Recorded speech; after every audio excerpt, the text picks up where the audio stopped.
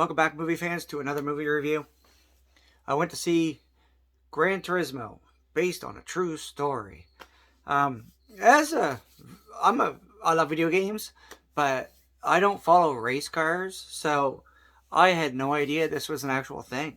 It's weird. I figure it would have been a huge deal, but I suppose if you're not a race car follower, you probably didn't hear about it, because I didn't. But it's based on Jan Mordenborough. He loves Gran Turismo. That's all he does. Like, his dad is a former professional footballer.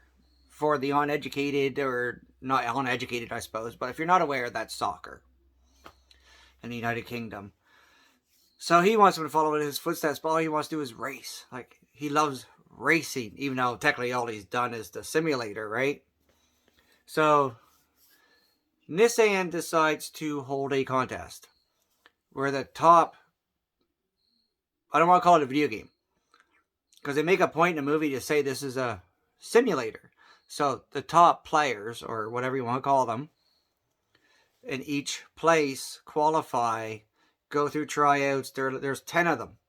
They get narrowed down to 5, and has the great David Harbour from Stranger Things.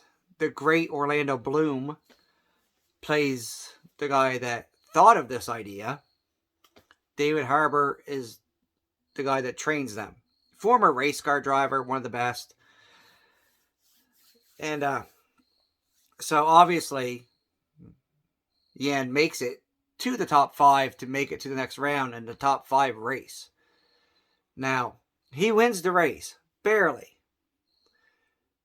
But I don't know if this is true. In the movie, Orlando Bloom's character wants the other guy to win, Matt, the American, because he's more camera ready, he's more outgoing, and he'd be a better face for the company. But Yan won, so that's who got it. And I'll be honest, the race car scenes are intense.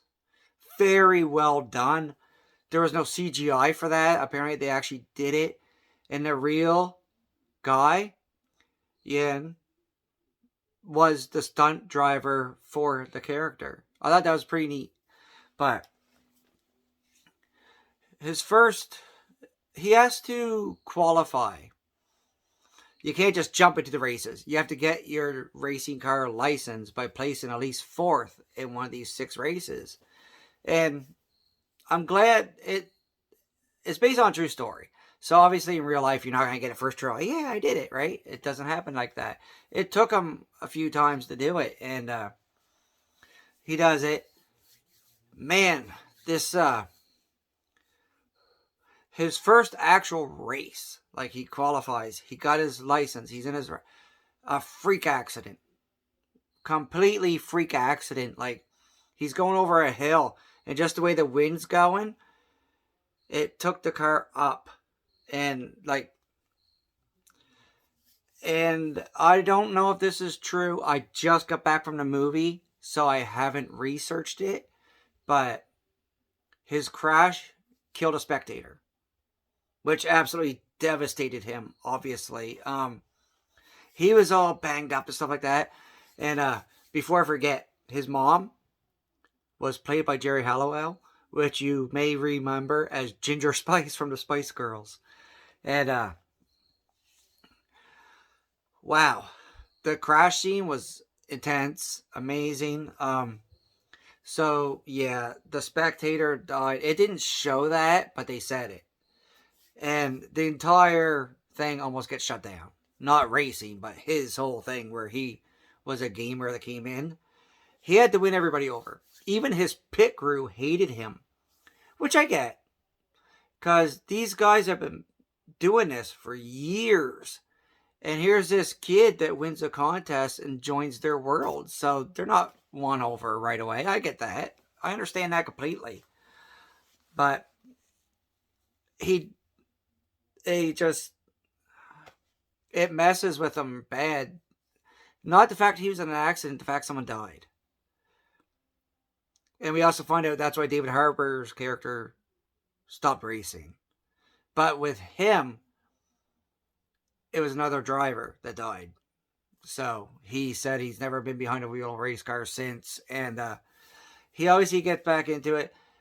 Now, where I don't follow racing, I had no idea that this Le Mans 24-hour race was a thing. 24 hours. Obviously, it's not one driver for 24 hours. They have a team. And they decide, because there's petitions going around by other drivers to get them kicked out. They decide to go with gamers as their drivers. Two people that were in this training with him that he won started racing locally and stuff like that. So they get those two. One of them is Matt, the guy that Orlando Bloom's character wanted to win. And they go through it. Like, they don't win the race. It'd be like cliche Hollywood. Like, yay, they came out first. They don't. They place third, but they place on a podium. And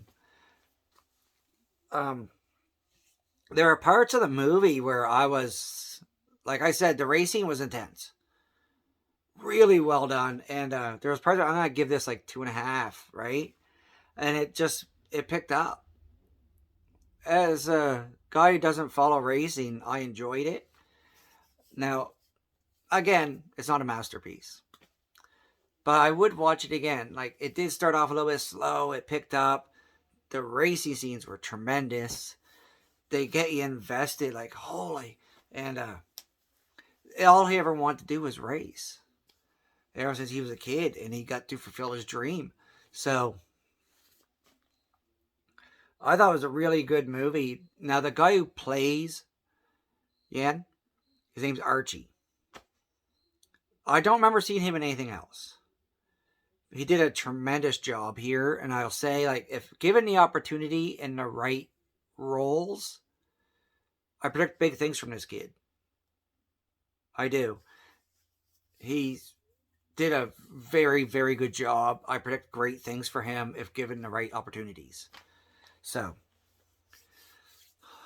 I decided to rate this movie after it was over. I made a mistake of judging it during it at certain parts. I'm going to give it 4 Willows out of 5. I'll definitely watch it again once it picked up. It's weird because it captivated me. Obviously, it's based on a true story. If he came in dead last, they would have made a movie about it. So you knew he was going to do well, but still, it kept you captivated enough, like suspenseful and everything. Really good. Of course, they had to have the villain. There was another racer just treat him like crap. Actually, David Harbour's character used to work for him, training him and stuff like that, but he was a rich douchebag. So, it's a feel-good movie. It really is. It's heartfelt, touching, intense, like I said. And there are a couple laughs, but one of the best, funniest parts of it is, even in real life, to this day, before races, to calm and center himself, he listens to Kenny G and Enya. It's funny, when they were in the trainee camp, they're all sharing a room and they hear music, like, yeah, it's Kenny G. So I'm going to give it 4, and it is a feel-good movie. Go watch it, everybody. It's a good reminder that dreams can come true. Now, honestly, my dreams didn't come true, but I truly, truly hope yours do.